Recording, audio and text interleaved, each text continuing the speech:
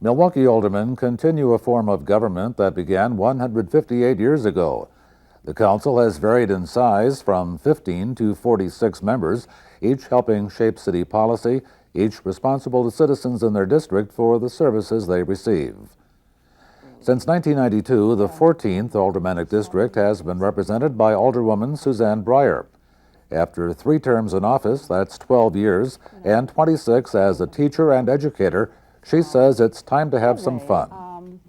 You know, after you have jobs for this amount of years, you get a little tired, but I felt that I've accomplished a lot both in teaching. I absolutely adored little kids and I loved the teaching there. And here it was like working with families, obviously, which kids are part of. I just think that it's time to move on and move in a new direction. One would think that being an alderman and being a teacher are quite different, but apparently one really helped the other. Oh, definitely. I think the education that I had, I think working with, you don't just work with children, you work with families. And that's exactly what I've done in my 12 years as a alderman, alderwoman, whatever, alder babe, in the 14th district. But I do think the jobs are very, very similar. My job here is to educate people to what services are available for them and how I can help them, and if I can't, I lead them in a direction where they can get the help they need. So I think it's very similar in a lot of respects. Let's talk about your successor a little bit. Any advice for whoever that person might be? Well, whoever takes this job, you better not think it's a part-time one, because it's more than a full-time one. And we get a lot of calls to our office every day. And some people might complain about getting phone calls. I think it's a positive because it shows the people in my district care and want to make things even better than they are. This is the way the 14th district map looked as represented by Alderwoman Breier. The new 14th won't change as much as some, basically swapping a couple of neighborhoods with the 13th district. Surrounded by memorabilia from her 12 years, the Alderwoman says she's proud of helping get new businesses in the district.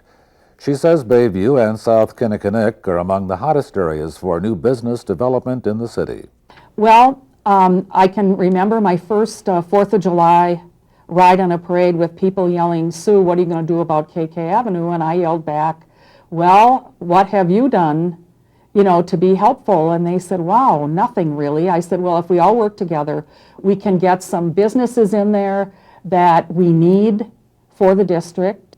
So I did, in conjunction with the Department of City Development, work out a survey to see exactly what people wanted.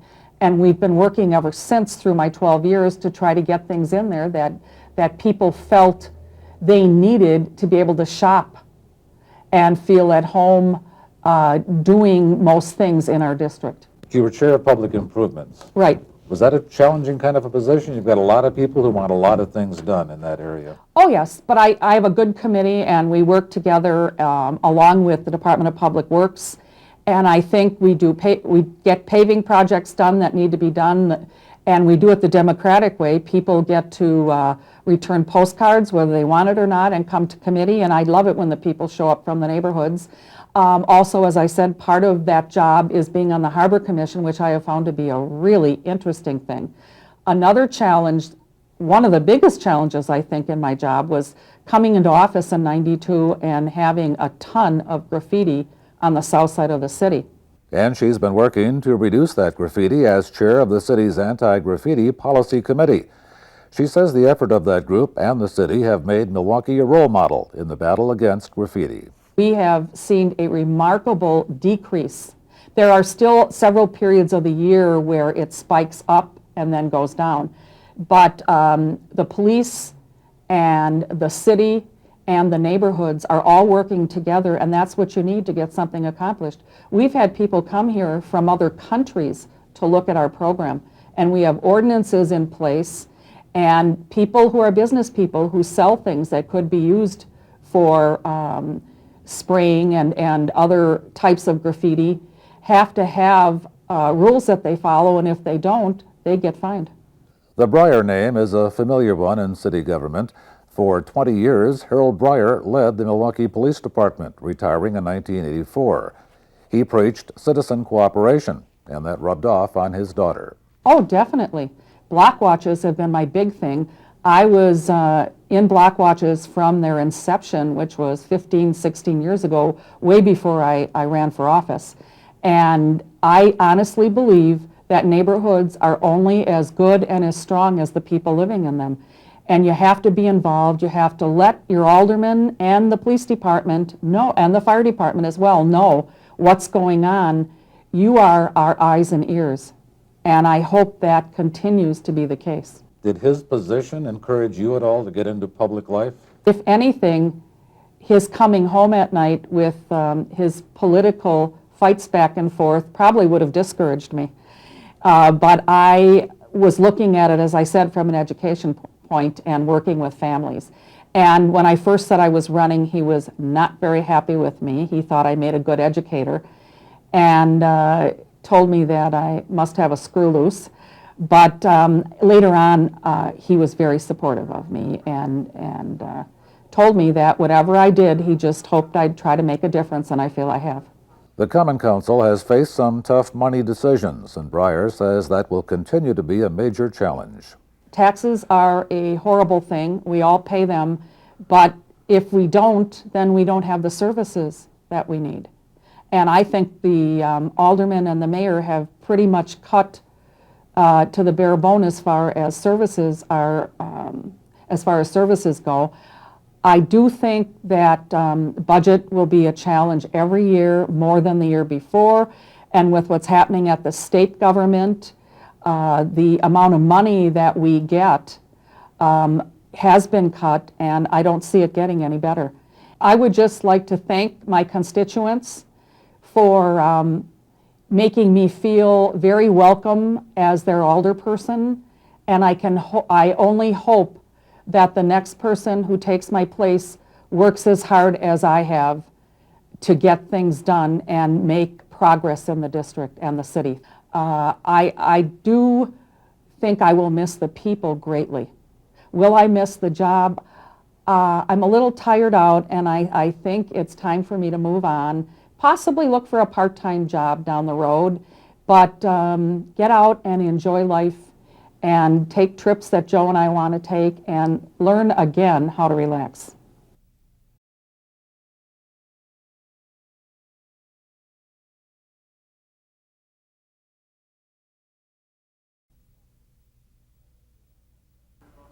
Alderman Tom Nardelli is leaving the council after 17 and a half years as a representative of the 15th Aldermanic District.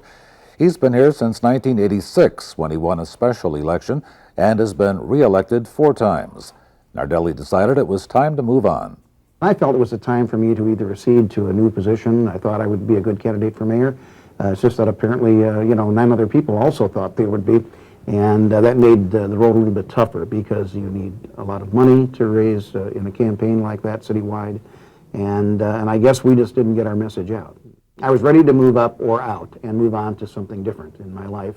I felt that it was important to have new and younger ideas in city government. I think that's important. I never came into this job to make it a career. Nardelli says he already had a career, retiring as a lieutenant colonel from the Army Reserve after 25 years of service, and that helped him as an alderman. I think I have a history here of being efficient in how I run public meetings, that I'm fair to the people who come before those meetings, but that I am a no-nonsense guy as well. I don't like to have a bunch of minutia direct traffic. I think when we're conducting city business, we ought to be conducting that business in a very effective way so that the public who has a right to know what we're doing can appreciate and understand what it is that we're doing without a bunch of acronyms, that they understand that there is an impact, usually on their wallet, for actions that we take, and they need to know that as well. And during the time that I was here, that's one thing I tried to do, is think that every dollar that I took out of a taxpayer's pocket, I thought of the first dollar that came out of my pocket first, and I tried to think about that whenever I had to cast a vote. This is the far northwest side district that has been represented by Alderman Nardelli. Redistricting means aldermen from the 9th, 5th, and 2nd Aldermanic districts will now represent the area. I would hope that the people who would replace me would have the greatest appreciation for the fact that it's listening to the people and doing their work, their bidding, that would keep them in office. And be responsive to them. Not everybody that calls here is a pleasant person to talk to, I assure you, but the vast majority are, and they're just looking for your help. And that's the most important thing you can do, is take care of pink slips. If Henry Meyer told me when I came here that you need to learn the rules of the council so that you can actively function during council meetings. So you got to get to know the rules.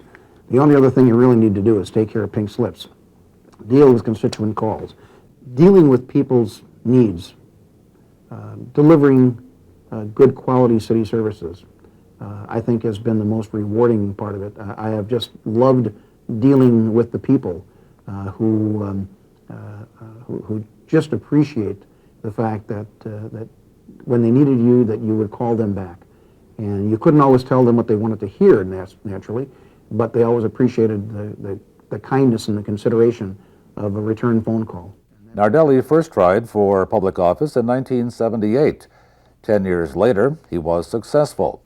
His agenda: get assessments in line with the market and limit the expansion of rental properties and commercial retail strip malls. My real agenda in running for office to begin with was to put a stop to multifamily development on the Northwest Side and into commercial retail development, which was just out of control.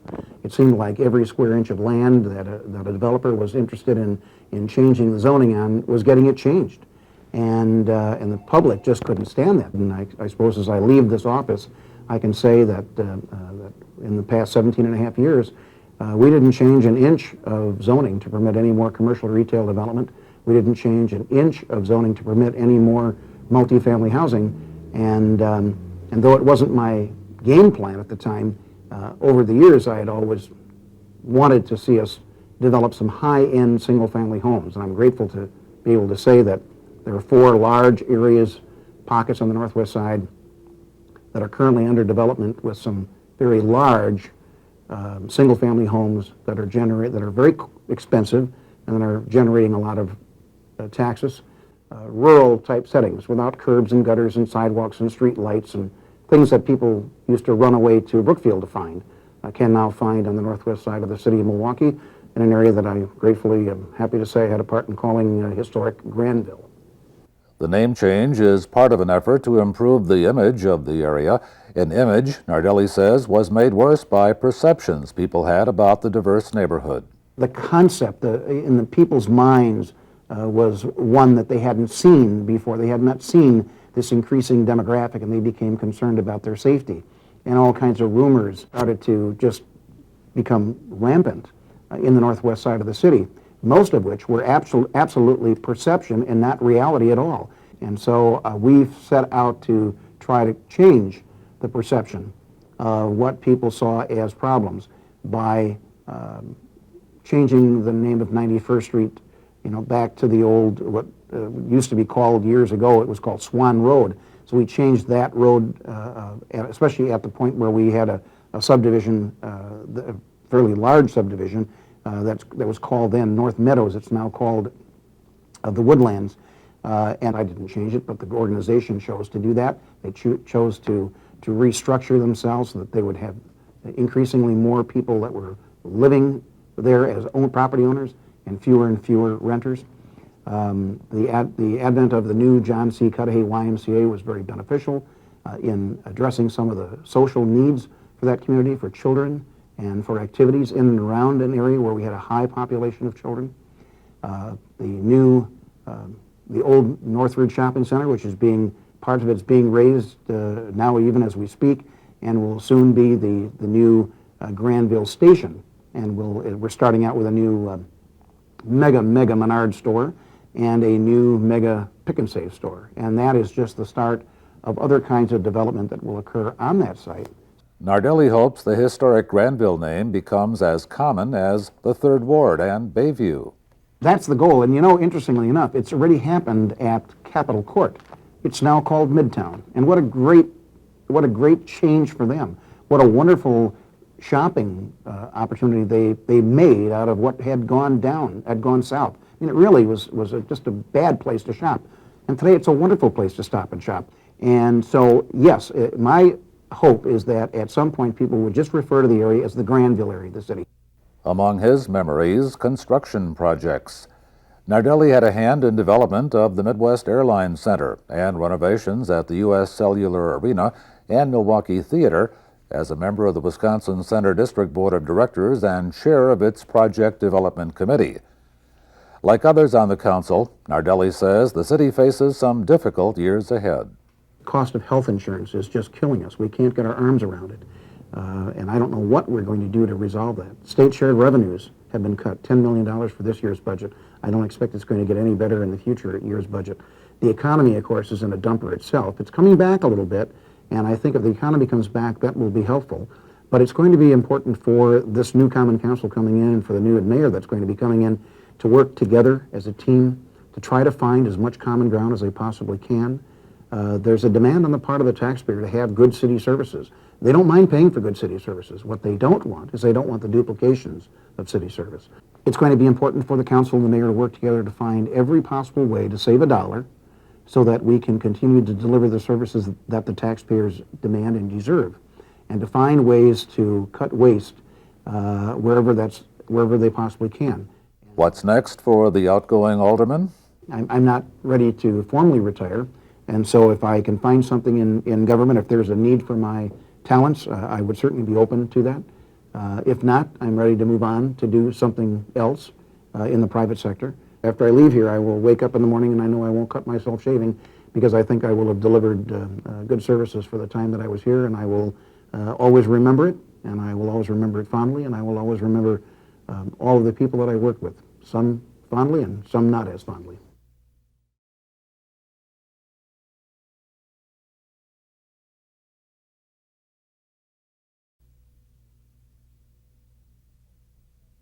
Only 2 aldermen had more seniority on the most recent council than Don Richards. He served 4 terms, 16 years on the council. Richards was first elected to the 9th Aldermanic District in 1988. Why retire now? Well, it's just time. You know, after 16 years, I've learned enough to know that you should retire one term before your constituents say he should have retired last term. And it's also, I'm 67 years old. I would be 71 after next term. I'm not out to set any records, and it's time to let some newer, younger people. And the district is also expanded, and there's a lot more territory, and I wouldn't be running for another 20 years. It's time. The 9th District that Alderman Richards has represented will be changing quite a bit because of redistricting. Effective in April 2004, the 9th takes on several neighborhoods to the west from the former 15th, and some in the eastern part move into a redrawn 1st District. Alderman Richards' advice for his successor? And I said, you've got to do the doors, you've got to listen to the people, and then you've got to respond to it. And after you're elected, whoever it is, then you've got to do the doors, even when you don't have to do the doors. And that's important because every year when you go out, it's like, aha, I had forgotten something, and now I remember it. Because why? You're in local government, and you're representing local people, and they're overjoyed to be heard. And they don't expect you to always do everything that they want to have done. They know that you can't, but they want to be heard, and they want to listen to them. Richards wants to see the Havenwoods neighborhood as a vibrant mixed-use area with industrial, residential, commercial, and recreational uses reinforcing each other. He wants to see more industry, business, and commercial development in the district and throughout the city to create jobs. Business and economic development were important priorities well before his election in 1988. I had been working in economic development for the last 4 years with the Northwest Side Community Development Corporation, starting, and I was working in industrial development, a lot of industry on the Northwest Side, a lot of the land bank and everywhere else. And before that, when I was a clergyman, as a priest, I had worked in 2 central city parishes besides teaching at Dominican High School. And I had learned the obvious truth that if you don't have a job, then you're going to be reliant upon whatever catch as catch can or welfare or whatever. And that having jobs and having work enables you to direct your own life. And I always said that if people got paid what the aldermen got paid, they wouldn't need aldermen. Now, that's not true, but there's some truth to that. So you get some freedom from economic development. It was thrust upon me by realities. I mean, I didn't start out as a kid saying, I ought to get into economic development in the rest of my life. But it came to me that that's really the foundation. You know, if you say what life is about, you have to have an economic factor. Then you can have a political factor. You can have substance, and then you put order into the substance. And then if it's a triangle, up on top of the triangle is meaning, that would be the religious. So economic, political, and religious would be the three things in life. And I started out in the religious as a goal, and found that the economic is much a part of it. And the way you make economics work is you have good politics.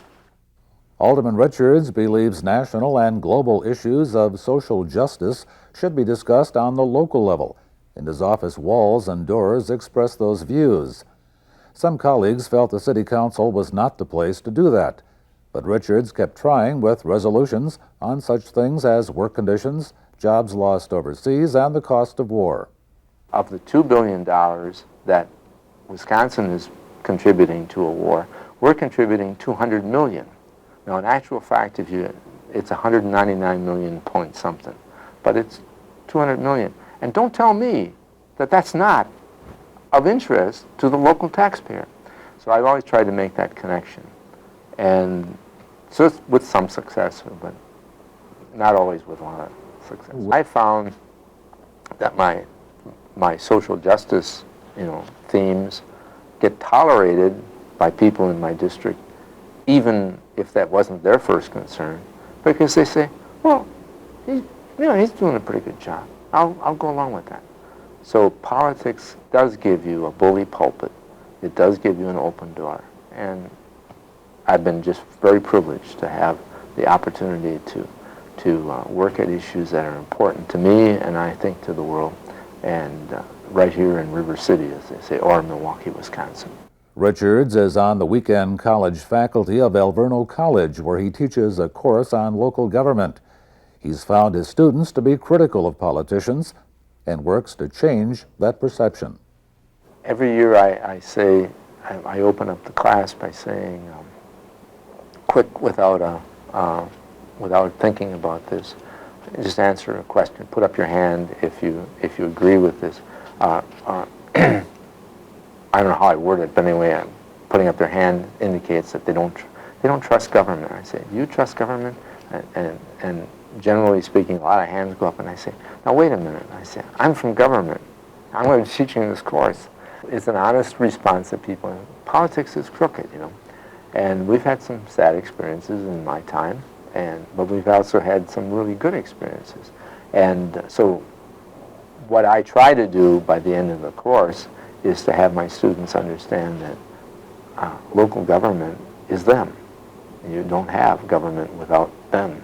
And so everybody's involved in government, whether you run for office or not. What does he see in his future and that of the city of Milwaukee? We have to find ways to provide the services to our people so that people will want to live here, and to interact with state government, with Madison and with the rest of the state, so that we can have good services in our city and have good, make good contributions to the people of the people of our city, so that they will want to live here, and that the rest of the state will understand that having a big city in your midst is not all bad. For better or for worse, they don't go to see the Pewaukee Brewers. They go to see the Milwaukee Brewers. In retirement, I'm going to continue to work with with Alverno and teaching there, so that'll be a job. I'm going to be active in my church, as I have been, and work on social justice issues there. And I'll be working in the peace movement and with Peace Action Milwaukee. So my wife says I'll be a failure at retirement, so I hope so. Okay. If that means I'll be active.